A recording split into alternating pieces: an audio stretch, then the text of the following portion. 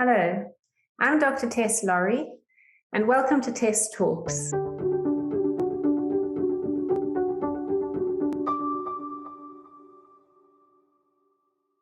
Today, I have the pleasure of speaking with David Charalambous, who's an expert behavioral psychologist with 25 years experience and a company called Reaching People. I'm really looking forward to hearing what he has to say after hearing just a short presentation at the World Council for Health a few weeks ago. David, welcome. Hi, good morning, Tess. Could you give us a little bit of a background as to how you become a behavioral psychologist and what you're doing at Reaching People? Well, actually, I refer to myself as a behavioural analyst. It's just subtly different, but it's very much related to the behavioural sciences that are occurring now. So my background really occurred when I was about 25, and then I was promoted into a position of a CIO at a company, and I found myself completely out of my depth, and therefore, and because I had charge of the training budget, I decided to really investigate psychology and really understand, how our brain works, how we would work. And since then, I've really had a fascination about, why we make decisions, why we behave the way we behave. And what's really been interesting over the last 2 years, things have really shifted. So there's always been a very a use of these sciences, with the public for selling products and getting compliance, but it took on a new level. And this really intrigued me to look into it in more depth. Yeah, one's always been aware of how we've been manipulated by advertisers and marketeers, but this certainly does seem to be a new level where one feels manipulated by the government authorities to get us to behave in a certain way, and that seems to have been undertaken quite openly, because we're aware that certain institutions and so on in the UK, for example, were approached to put together a program to persuade or encourage people to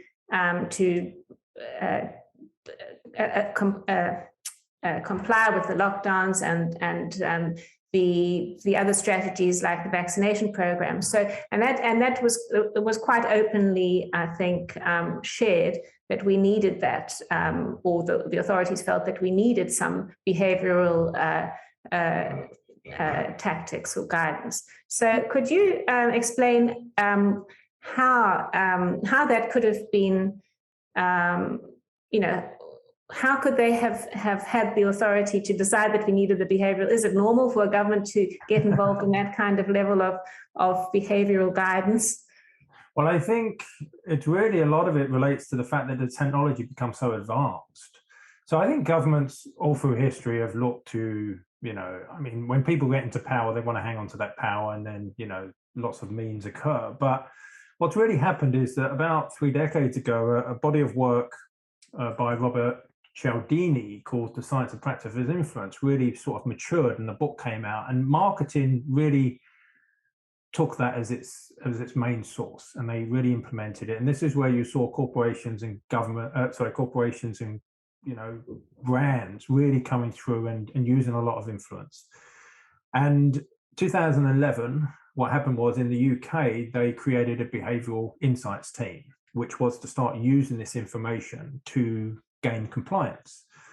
And in the past, a lot of the information used by governments was quite rudimentary, but they started to really understand. In fact, what I say to people is behavioural insights, behavioural sciences have made startling discoveries about human behaviour and the way we make decisions.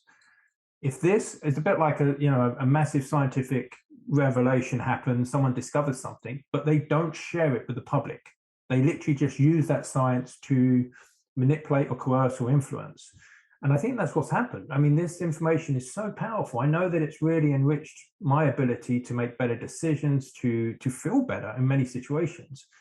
And I think that's really the crux for me, is it's not been shared with the public. And that's really what the project was created for, to start to bridge that gap.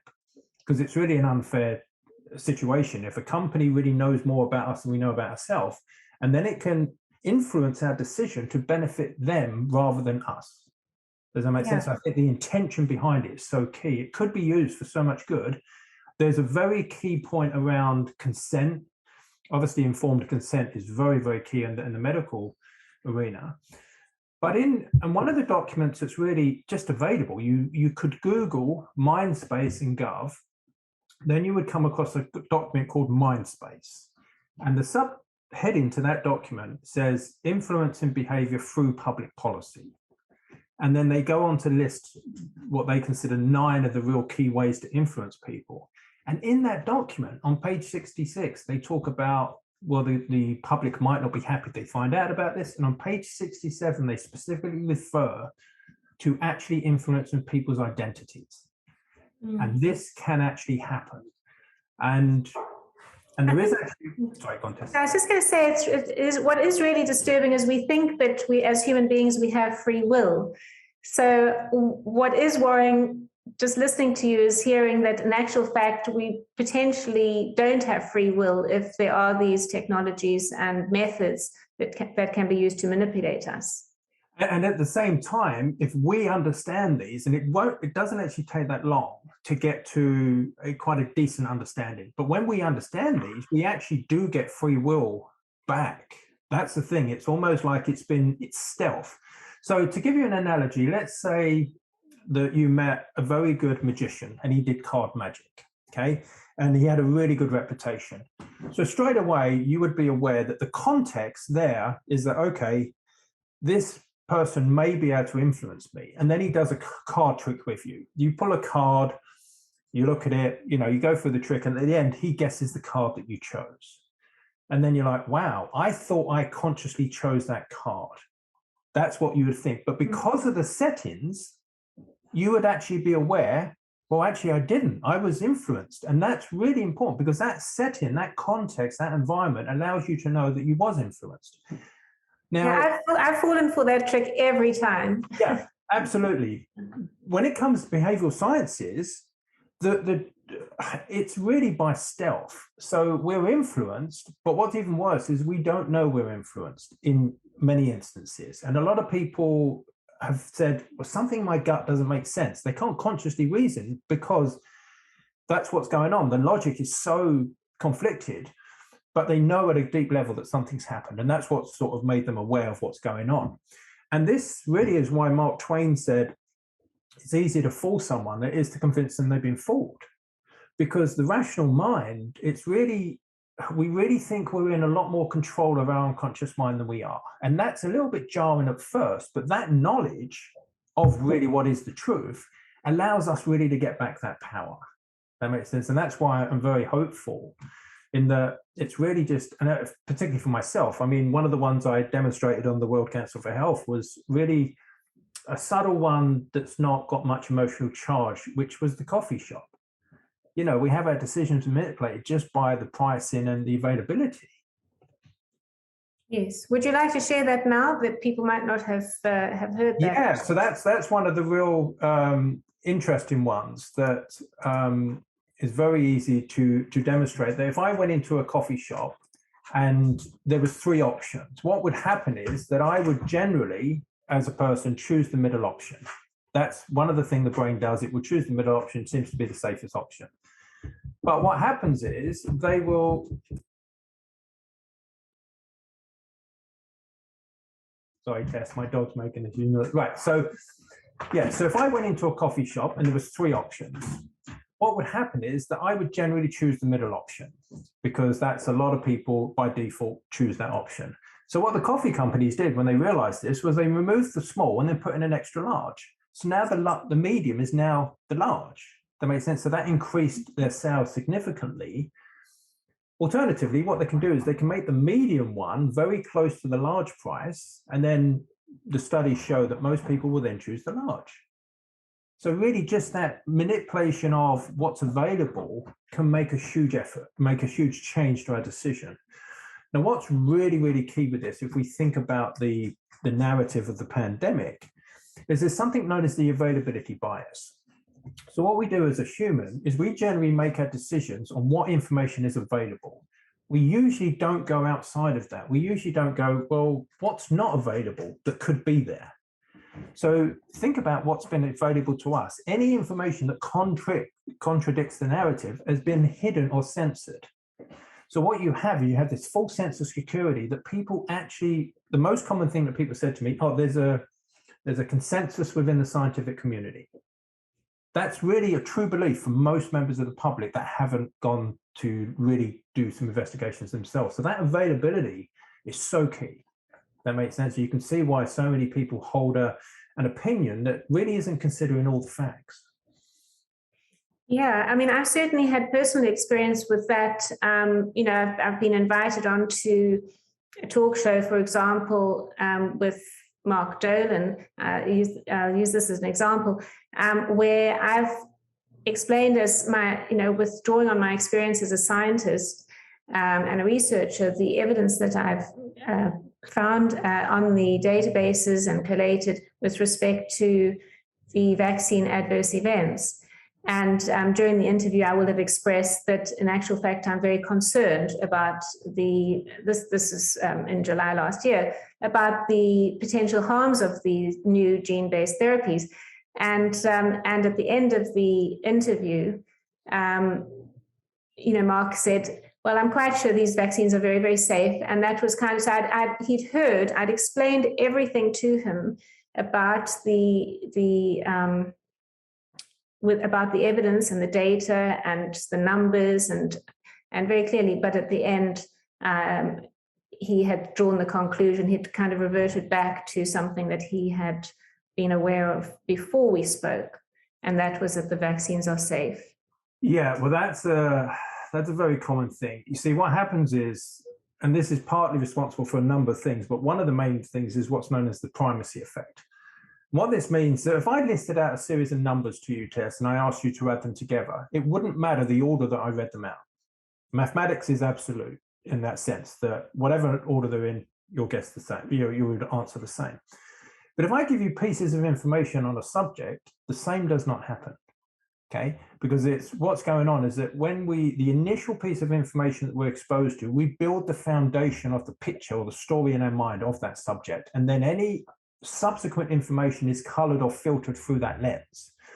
So if you think back to what was the first information that most people, certainly in the UK and potentially many other countries, was exposed to when it comes to COVID? Do you recall? No, you tell me. Yeah, so it was people dropping dead in the street. Yeah. Okay, that was the first exposure of information. And whilst people won't remember what their first piece of information is, unconsciously, that's very important because it sets a foundation. So this is why sort of with strong emotions as well, it really will distort our perception. So what you have is that people are anchored to the first piece of information. And of course, what happens is, as a number of people have found out, is that when that no longer is valid, it's very uncomfortable because they have to re-change their whole perspective. Well, what happens is, once they've built that thing, and obviously there was so much advertising, so much propaganda to build this picture of certain things were safe and effective, etc., that when you offer up facts to contradict this, they just bounce back. There's literally a part, in most cases, there's a part of the mind that's really sorting the information that we're receiving, and it's choosing to reject anything that contradicts what I currently believe. What the authorities did to bypass that was they know that if the conscious mind is distracted, then the information will actually go in a lot easier, which is why they spent so much money on radio. That was very intentional. Radio advertising, most times when you're listening to the radio, you're doing something else. That makes sense. So that information then goes in more. So what's one of the troubling things is that in the instance you described, and in many instances, the person won't be consciously aware of that's what they're doing. That makes sense. That's why this is so important, because we need to get back to scientific dialogue. We need to get back to where we don't have sides. That makes sense, because when we have sides and one person has one opinion, the other person has another opinion, then generally people don't change their opinions. Yeah, we need to get back to this. It's almost like a circle. And David Bohm wrote a brilliant book on this called On Dialogue. So, I mean, Matthias Desmet speaks about mass psychosis. Do you see this as, and psychosis sounds like a condition, an illness, an ailment, a pathology. Do you see this as a pathology? would actually see, this is where, and again, the technical aspects of it are very key. So Matthias actually was very clear it was mass formation. So he didn't actually use psychosis. It was a number of other people that used that term. So mass formation as a term can have many different contexts, but what Matthias is describing is when you have, and this is my opinion of him, so obviously you would have to confirm if that's the case. The mass formation is when you have a sort of a congruence and a large body of people all believing the same thing. Now, what happens is in the wisdom of crowds and the madness of crowds, that people will generally a lot of the time follow the flow. So one of the things that's very pervasive is social proof, that a large number of people will decide or make decisions or act in a way in which other people are acting. That makes sense. So what and this was very key in Cialdini's book, and that social proof shows, to give you an example of a study, and we have to be very careful with our messaging here because we can have a negative effect. So social proof is really when we're informed that many people are doing something, we think, oh, that must be popular, maybe I'll do it myself. So they put up signs in a natural forest where there was petrified wood was being stolen. So they put up a sign to tell people not to do it because so many people were stealing wood. It actually, I think, increased the theft of petrified wood. So in fact, they were advertising, bringing to people's attention, and then people think, oh, this must be valuable, so I'll take a piece myself. So then some researchers came in and they changed the messaging into 3 options. And they found that the one saying many people were stealing, it had a 7 times increase over the ones where they had showed people that people weren't stealing. Most of the people weren't stealing. So there's social proof that plays a major role in this narrative. And also it's a building block to this mass formation. That makes sense. So one of the slides that I showed at the World Council for Health is that there's a thing within behavioral sciences called choice architecture. And really, it's just how can they influence our decisions? So what they've done is they've made the compliance path as easy and smooth as possible. And every single cognitive bias that's known to man has been used to take people down that pathway. The other pathway, non-compliance, they've used what's known as sludge to make it really, really, really difficult. Does that make sense? So what you've had is that this mass formation is partly because it's like if you were, for want of a better analogy, if you were herding animals a certain way and you basically only allowed them to go one way, that's what's happening with us. We're all moving into this, and that's, mass formation. And of course, it exists in nature quite naturally where you have a flock of birds move instantaneously and the same. So you've got this sort of what rises in crowds is almost this collective consciousness that starts to guide the group. Does that make sense? Mm-hmm. But there have been some pretty obvious ways in which the public have been manipulated, or we have been manipulated with incentives, for example. I mean, I remember seeing adverts for burgers, for cell phone time, mobile phone time, and all sorts, discounts on meals, to get people to comply with certain of the government strategies. Yeah, some of them are not so subtle, are they? So the incentives is actually, so in that mindspace document that we referenced earlier, one of the 9 elements in there is actually incentives. And what it is, that incentives can be positive or negative. Now, 70% of people are actually driven by not losing something, okay? Whereas the minority were generally driven by getting something, but they used both, carrot and stick. So it was get a, jab and a kebab, get this, get that, all these things. And then it was like, if you don't get it, you lose your job. If you don't get it, you can't go on holiday. If you don't get it, you can't do this. Yeah, so that was you're right, that was a big piece of it, the incentives. Mm-hmm. And that was one of the main 15 that we've identified. I mean, obviously, it's all been quite astonishing for me, having the evidence in hand and thinking, this is madness, that they can even be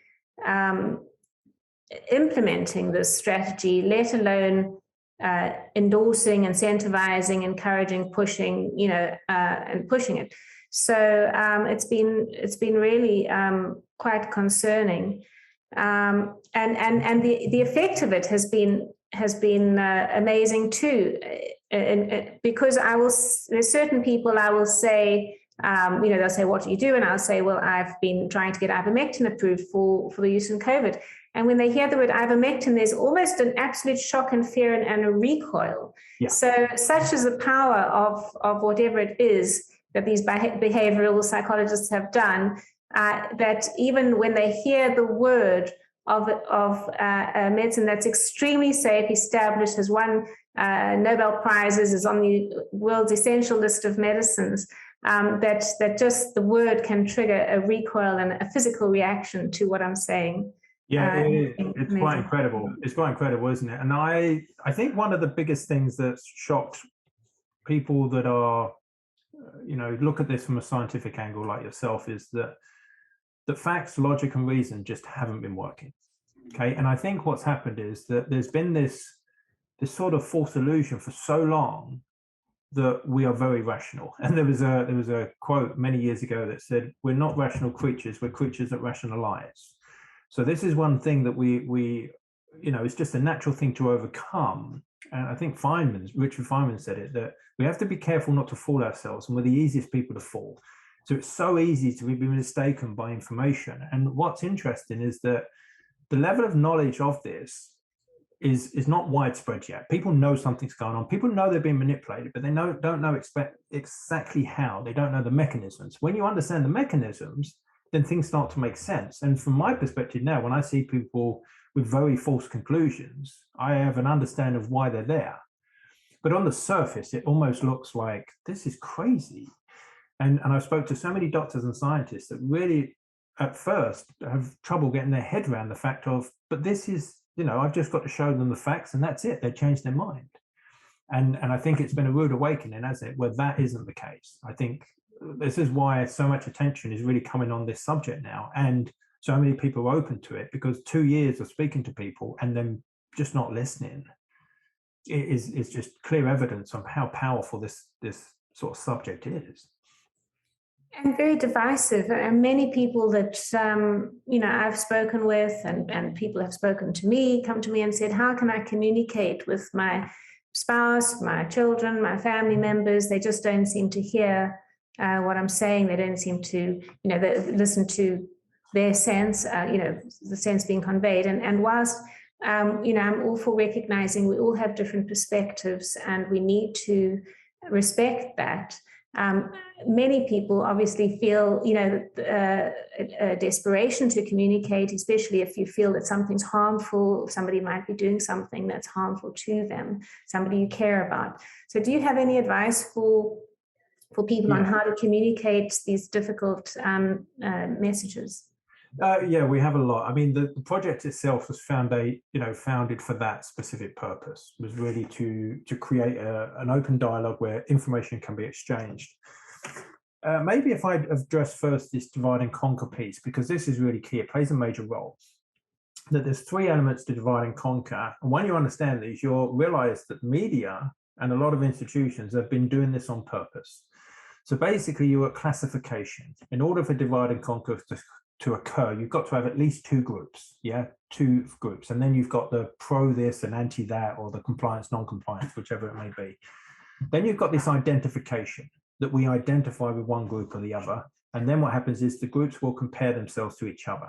Okay, so let's just take the anti-vax, pro-vax classification, which really doesn't make sense, does it? Because you've got lots of people that are, even vaccine scientists that work in vaccines, are coming out and saying, I have concerns about this, and they're labeled anti-vax, but that's their job. They're not anti-vax, So it's really to make it very, and in 5 rules of propaganda, it's all about making it really simple, black and white, 2 groups. And then what happens is the media then paints one of those groups, and you'll see the same happen for Brexit, the same happens for pretty much, I think, every war. It's literally one side has to be good and one side has to be immoral. So what they do is they paint one side as immoral. And this is really key, because we need to understand it when we're talking to people, because once we've coded a group of people as immoral, what happens is that a part of our brain changes how we see those people. And it's the insular cortex. And what's really fascinating about this is that part of the brain is responsible for the disgust reflex. So if we eat into a piece of moldy food, there's a part of the brain that says, right, this is bad for us, spit it out. Because morality didn't develop till I think 30 to 50,000 years ago, what the brain has done, because it's fully formed, is use that part of the brain. So the reason this is important, because this is why people get a visceral response if you said, I have concerns. So straight away in their mind, they've been told, right, that person's immoral. So then they get very emotional. That makes sense. So this already, the conversation has gone down the wrong path. So it's really key to understand that we do not want to identify ourselves with any of these labels. Okay, so we don't want to say I'm anti this or I'm pro this or whatever. We want to be able to break down those, because what happens is the person paints a caricature in their mind and they respond to the caricature, not to us. That makes sense. So that's the first thing I think we need to do, because then when we're having conversations, we then need to connect before we do anything. So people need to realize they're on the same side. Relatively straightforward to do. Once we do that, then it's a case of sharing the information in a way that the person can absorb it. That makes sense. And we've got a lot of videos on the website where we have 3 videos, which are the conversational tips. So that's the things where we say, don't do this, do that. And then at the deeper levels, we explain why that is the case. And when you understand it at a deeper level, what happens is that, and this is one of the things to all the viewers, there's a lot of gratitude, because knowing what we know about the group dynamics and the influence that's going on, to stand up at the moment takes a lot of courage. And what happens is that anyone that's standing up is generally getting attacked and abused, because what they realize is that if they can't attack the idea, they attack the person.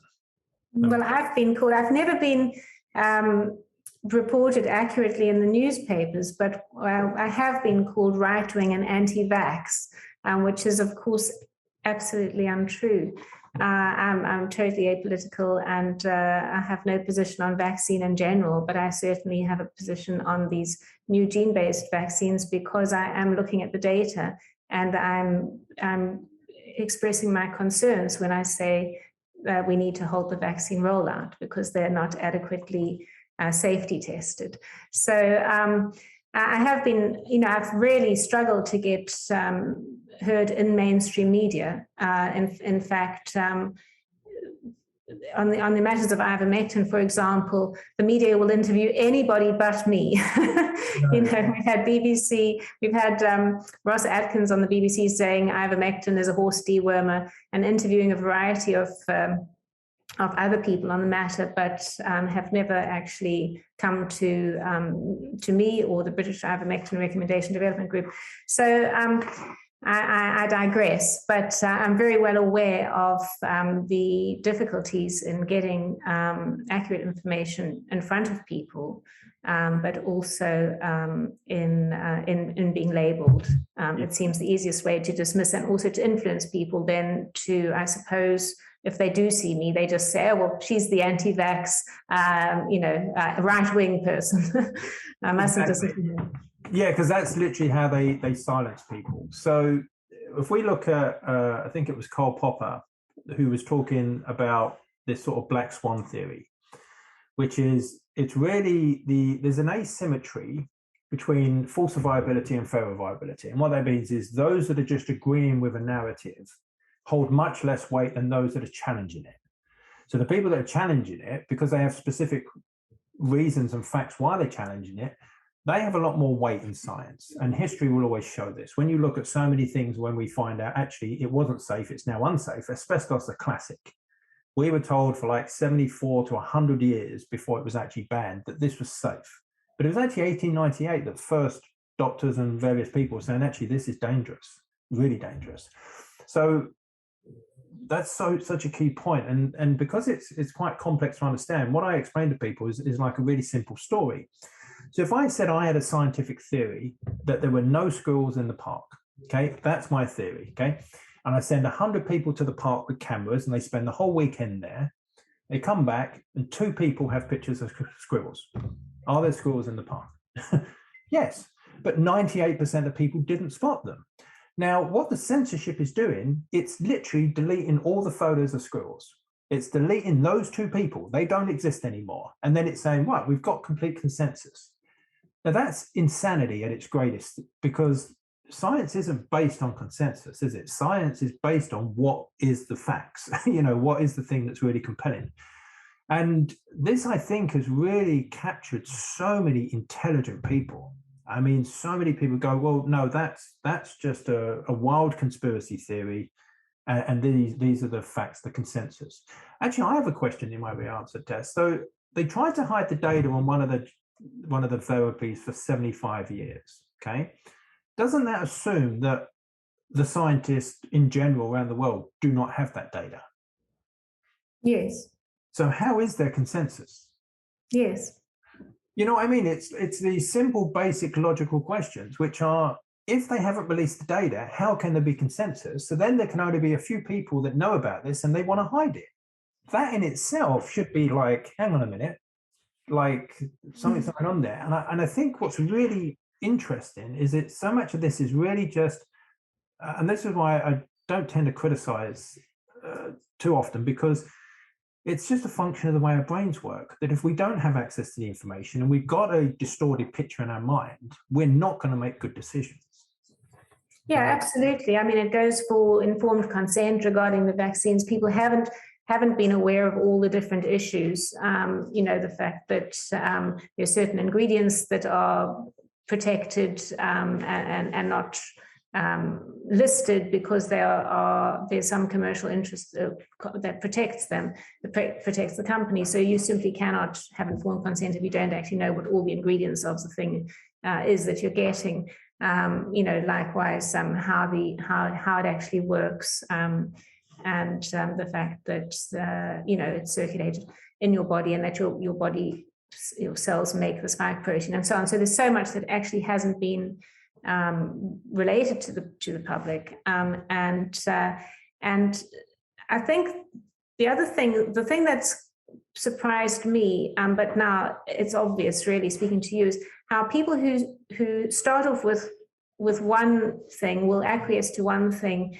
The lies seem to get bigger, and yet they're still sort of going along with the narrative, or still believing. And it's almost as if you've put your lot in with something, and you can't, once you've taken a certain path, you can't deviate from it. But how does one help people understand, in actual fact, they can deviate from the path? There is a point, and who are those people who are going to deviate? Yeah, well, there's a famous quote in the behavioral sciences, which at first, again, is a little bit jarring, but once you really get it, then you start to realize, okay, so what is a way to really allow someone to be informed better? And the quote really is that the rational mind is more like the press office than the Oval Office. So really what that means is that we think we're in rational control of our decisions, but effectively, if one of us thought 2 + 2 = 5, okay, so in their unconscious mind, 2 + 2 = 5, no amount of conscious reasoning that it equals 4 will make any difference whatsoever, because the conscious mind, the rational mind, is only relaying what's in our unconscious. So what's happened is that the behavioral sciences, the corporations, the institutions know how to get information into the unconscious mind. Okay, so the slide I showed on the presentation, which actually I could show now, because I think it can really help explain this point very well. Because this is one of the greatest things that we see. So I'm just going to share my screen, and then. So what we're trying to do is to really, by this slide, was to show, for me, the number one problem that we face. So in this example, we've got Jane blogs on the left and we've got Joe blogs on the right. Now, Jane will present a fact, just a raw fact and a conclusion in most of the cases. And what happens is that fact invariably just bounces back. Okay, and that's been, I think, our experience for 2 years for the majority of the time. So the question I had was why? Okay, because this is very, very key. It's one of the main things. So the main reason that we identified is this thing called the polarity of beliefs. And what this showed is if you had two different groups of people and they had opposing beliefs, if you presented them with the other side's view, very solid data, scientific facts, etc., the expectation is that people would move more to the middle. In fact, the opposite occurs in the studies, that when you present people with information that contradicts what they believe what they believe even stronger. And it's really, I think, from what I can see, it's a survival instinct that, you know, if I said to you, Tess, tigers are safe, go stroke them, part of your mind would go, no, hang on a minute, that belief's kept me safe, etc. So what happens is that the analogy, if we expand it, is that we're effectively standing on a soapbox. This soapbox is all the information that we believe to be true in our unconscious mind. And then consciously, what we're doing is we project that out into the conversation. Now, the awareness to know, I know that you've done and many other people have done, is to assess the facts themselves and to really look at them and to make sure that what they're standing on is very, very solid. But what you have is, I think a large majority of people are taking what they're told as fact and then just relaying it out. Does that make sense? And one very fascinating thing, so really to answer that question, the key is, how do we present information in such a way that it makes it into the soapbox? Once it makes it into the soapbox, the unconscious mind, then the person's rational mind is going to take a different viewpoint. So it's really trying to consciously convince someone, I think, is mostly futile. If we tell them stories, metaphors, ask them very specific questions that take their consciousness to a different place, then what we do is we expand their map. And as that map expands, it will actually do the work for itself. It will update things. But the problem is none of that information is getting into the soapbox because the people are told their lies and they've got to be careful. And the conscious mind is the watchman at the gate. It's really to decide what's true and what's not. So the fact that they've been able to label anyone that contradicts the narrative as being a liar, the person then just dismisses everything they have to say. Now, think about this. Logically, it doesn't make any sense. So what they're effectively saying is anything that the governments and the mainstream narrative says is true, and anything that doesn't agree with that is false. But that's a circle of logic, isn't it? It doesn't make any sense. Yet, when it's constantly proved that a lot of the assumptions that they made are not true, it hasn't changed that perspective. One of the other really key points to mention is if someone is making a statement, and this really holds true with probably 99%, 95% of the people that object to what we're saying as a statement. If we just ask them, and it's careful, we should never use the why question, because if we ask them why, all we get is rationalizations, you know, justification, etc., because the person feels defensive and they just want to justify their position. But if we ask them in effect what's in the box, something strange happens in most of the cases. Because the media has installed conclusions, summaries, people don't actually have a logical basis for the conclusion. Someone will say, oh, it's safe and effective. And I'll say, how effective? What percentage effective is it? And then they suddenly realize they don't know.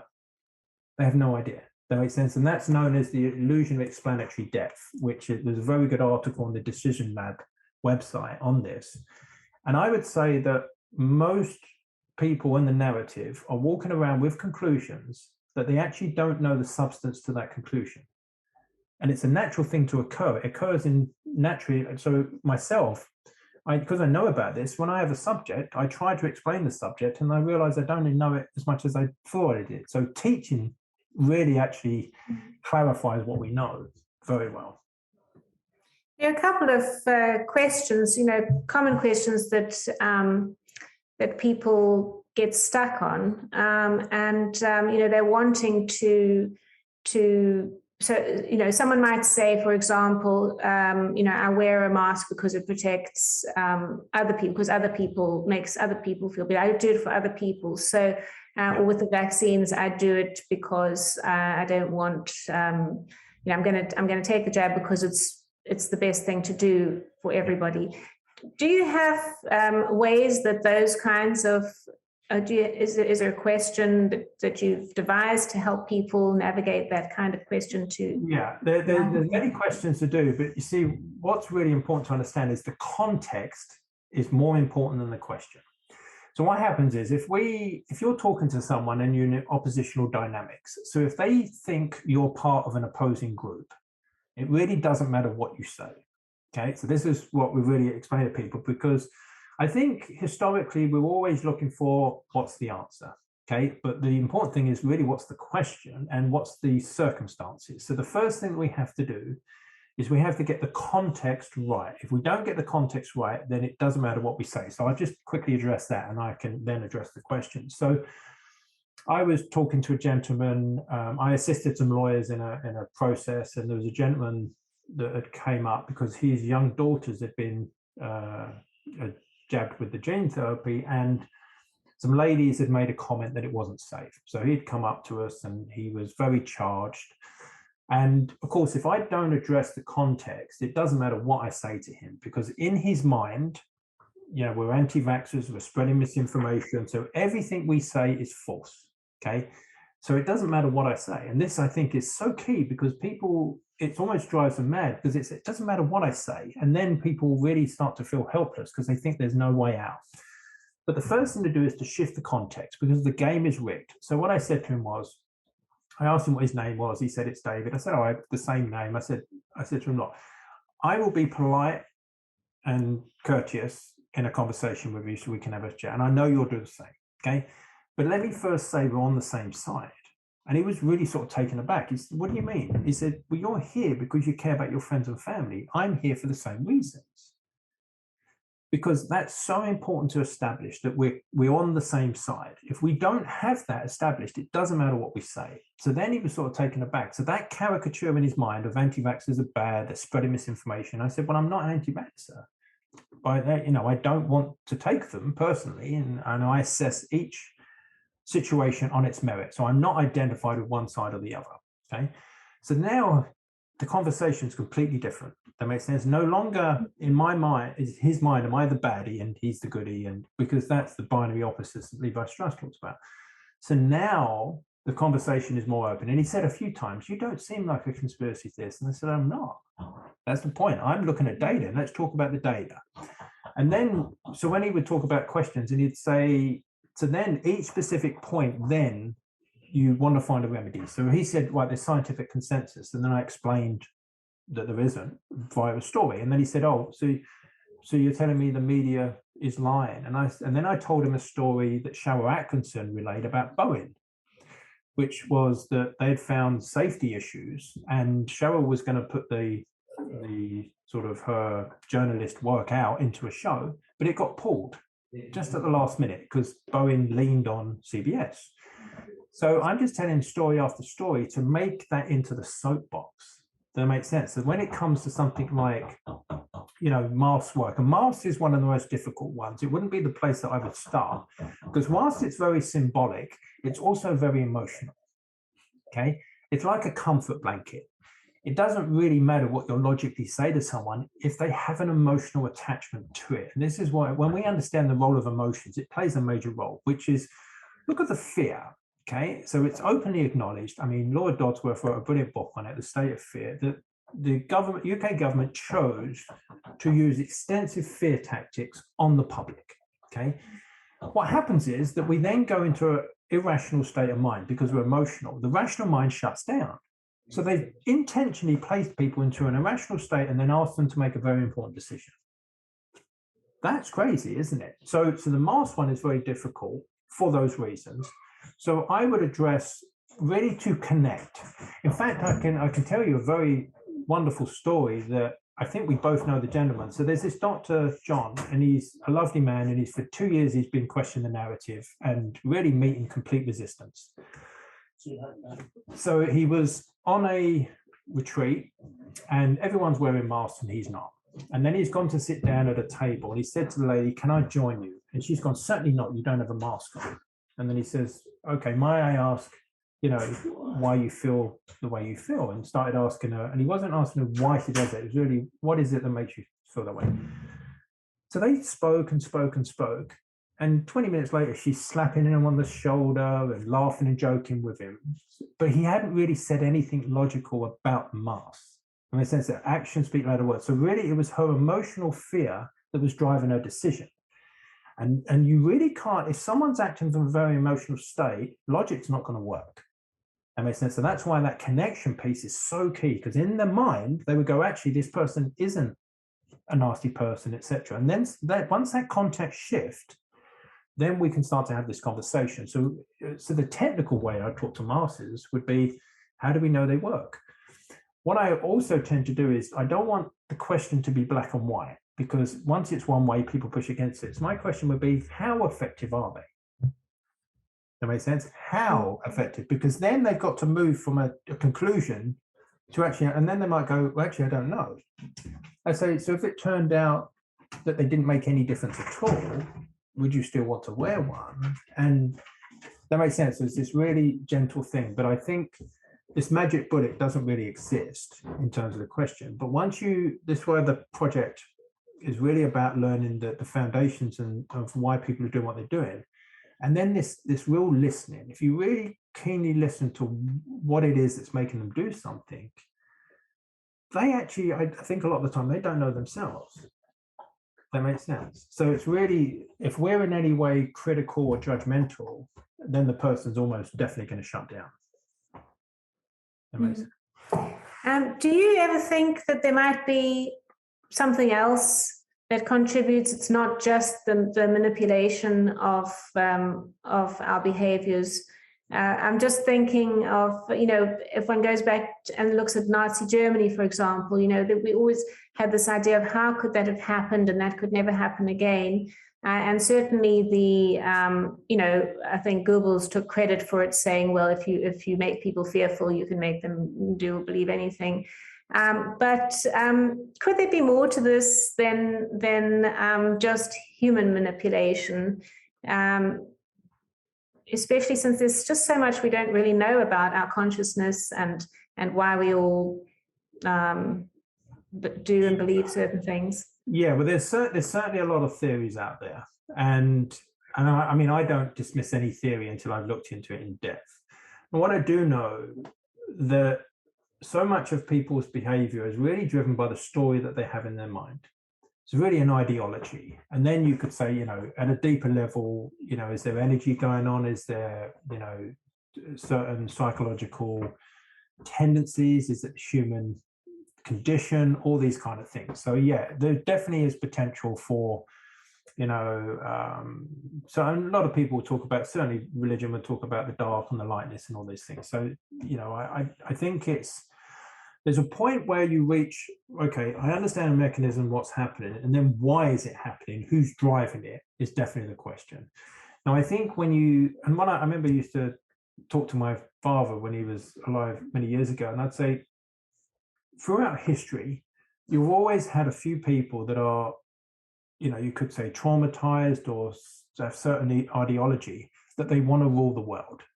Okay, too much is never enough. And generally, those people, all they've lacked is resources and organization. So if you've got a group of people with unlimited resource and organization that wanted to rule the world, then that could be very problematic. I think what's really important to understand is that part of the brain. Remember, we were talking about how we code a person. So it's really enlightened me to want to see everyone as a equal place on this planet. But if a certain group of people viewed other people as rodents, they wouldn't actually care about them. And that's what I think is one of the hardest things for people to really put themselves in somebody else's shoes, is that, someone would say, oh, it can't happen, and they dismiss all of this because they're a good person. That makes sense. But I said, but what, so burglary doesn't exist. And they go, well, yes, it does. I say, but you're not a burglar. Just because we don't do something doesn't mean that somebody else wouldn't. That makes sense. So I think ideology comes into hugely. When you look through history, some of the crazy things that people have done because they believed it to be true, they actually used to drill holes in people's heads to let the demons out. Okay, there's so many things that, because that was the normalization of the time, whatever the ideology of the time, if enough people believe it, that becomes the sort of social proof. And then anyone that doesn't believe that is mad. And this is why the media plays such a major role, because they can really set a narrative that people think is normalization. I mean, there's some crazy things going on at the moment, isn't there? Where you've got, 6'4" men, women winning women's swimming contest. I mean, it does, it's not normal. But because it's being portrayed as normal, people are starting to follow the narrative. Does that? Because yeah, it is. It actually that particular image. I just imagine, showing my grandmother, and she certainly wouldn't. She would. It would be quite clear to her what was going on and what was right and what was wrong. But we seem to have forgotten, or by the sounds of things, been manipulated to accept the things we would never really have accepted before. I think on that note, because that's a really interesting question. One of the presentations we did, we talked about. Have you watched The Wizard of Oz? Yes, not recently. But there's a very sort of important analogy in there, which is the man behind the curtain. So when we think, so people really have trouble getting their head around the fact that companies and people could get together and make a plan, okay? Even though all historical documents are there, even though you've only got to go to any of the various websites that people talk about to know that all these things are in black and white, people still refuse to believe that they're true. And really a lot of it, I think, is to do with where our attention is. So if we sort of zoom out, as much as you would do on a camera, and say, okay, so my local council is doing this. Why are they doing that? Because they're being influenced by this group of people. Why are they doing that? Because they're being influenced by this group of people. Why are they doing that? And you just keep following it till you find the man behind the curtain. And then you'll realize that one or two big organizations are influencing hundreds of governments. And that's what's happening. So I see people tweet, and they tweet an opinion as though it's scientific fact. They would tweet something like, oh, I hate to break it to you, but there's not some mass conspiracy going on and blah, blah, blah. And it's like, well, that's an opinion. But if we replace the word conspiracy with business, then things start to make sense. Yeah. So for instance, you take any major corporation, they will want 100% market share, won't they? Yeah, that's literally, they want as much of the pie as they can possibly take. And I think this is one of the things, when we look at like a game of Monopoly, what's the goal of Monopoly? Make as much money as you can. But not in harmony with everyone else. Yeah. The name of the game is to bankrupt everyone else. Yeah, so it's really I think a lot of it's to really just zoom out and look at these things, and it becomes really fascinating. And I think if we're to say, it's for us really to I think what really has to happen is that thing we talk about, dialogue, which David Bohm talked about, where we can sit in a room, we can't be attached to one view or the other, we just bring the information in and we analyze it. As you've experienced, that doesn't happen, does it? No. They've censored those pictures of those squirrels in the park. It's like they don't exist, and therefore you get this singular view. This is what, I think contributes massively to this mass formation. You've got this anxiety that many members of the public are experiencing from, it seems like the kitchen sink has been thrown at them. It's a perfect storm of people acting in a way that's not in their best interest. Yeah, well, at World Council for Health, we're hoping to help people remember what's good for them. But, David, it's been so wonderful speaking with you. Can you tell us a little bit about the courses that you are running and how people can access them? Yes, so there's three main things that we're focused on. One of them is a course in how to have conversations. Now, what's really key about this is it's got to be done in an ethical way, and anything that we do in our side of the conversation should also benefit the other person. This is how you ethically use behavioral sciences. So it doesn't matter which side it is. My goal has got to be to make that conversation beneficial for both of us. That makes sense. So, because otherwise we find ourselves manipulating people potentially, and that will just create massive blowback. So it's really key to do it ethically, but it can be done. So we've got one course on conversations. We've got one course on powerful messaging. So that's really when and I see this so often, that you look at the media messaging, the government messaging, there's no substance to it, is it? It's all sizzle, no sausage, but it's very, very effective. And then I see a lot of the academic community and scientific community, only because they're not aware, and it's not a criticism, that their messaging is falling on deaf ears because the government's done such an efficient job. That makes sense. So the powerful messaging is very key. And then the third piece is really what we discussed today, which is how are we influenced? And I think a lot of knowledge of that, and again, these things won't take a long while. Just take a bit of dedication and a bit of hard work. Once we understand those, we start to see the picture of why it's happened. We understand it more, and then we can start to protect ourselves from influence, which is one of the main things, and then start to help other people get protected from it. Because one of the things is, if we're looking to influence someone, my sort of general rule is, if I'm influencing for their benefit or for the benefit of their group, then that's okay. If I'm influencing for my benefit, as the corporations and the governments are doing, then that's really questionable, isn't it? That's really ethical. And that's why I think, a number of people have highlighted this, and letters have been written to the various, psychological institutions, that the use of behavioral sciences, I think, has crossed the line. And I think it's time for people to become really aware of it. Yeah, absolutely. So last question, who would benefit from your course? Well, I pretty much think everyone would. I mean, personally, I think that if you're struggling to understand why people are not listening, then you're going to benefit. I work a lot with a lot of the scientific and medical groups to show them how to, because for me, it's really, let's get scientific dialogue back, to conversations, to science, all these things. And then a group of people together with the right context can do the right thing. Okay, and I think that's what it's about for me. Wonderful. Thank you so much. What a fascinating talk. And we could go on and on, but we're going to stop there. I hope many people will reach out to you and sign up for your courses and start spreading. And the point to make a note is that they're all provided free of charge, and if people benefit, just to donate. So it's not like there's a big charge for them. So you get to access them free of charge. Wonderful. Thanks very much, David. Thank you.